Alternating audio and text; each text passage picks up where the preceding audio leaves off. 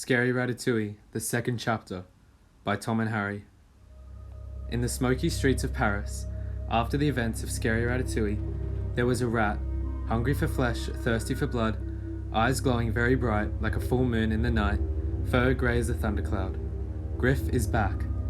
However, in the streets of Paris, there was another rat, living in a restaurant under a chef's white hat. Not hungry for flesh, but hungry for cheese. Master in the kitchen. His name? Be Remy.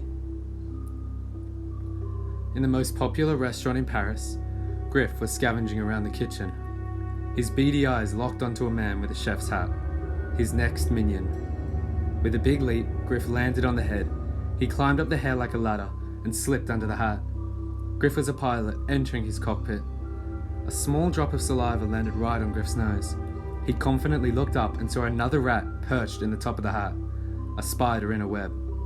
Before Griff could react, Remy glided down like a paper plane. Griff received a bloody, blowing punch to his jaw. He latched his slender teeth onto the fist, piercing the flesh. Griff lifted Remy off of his feet and spun him around, faster and faster and faster. He launched him to the roof of the hat and slurped him down his throat in a single gulp. The rat, who had been so great at cooking, had quickly become someone else's meal. With the defense humiliated and destroyed, Griff now had control. Stumbling through the kitchen like a robot, Linguini made his way to a big, boiling pot. He carefully poured drain cleaner pH level 14 in. He stirred it up, creating a small whirlpool in the soup. Griff lifted up the hat ever so slightly. He peered out into the room and spat into the pot. It was ready to be served. Linguini walked through the restaurant, filling every bowl with soup. A cacophony of chokes and coughs filled the room. One by one, they all started dying, dropping like flies, falling like dominoes. The restaurant quickly became a graveyard.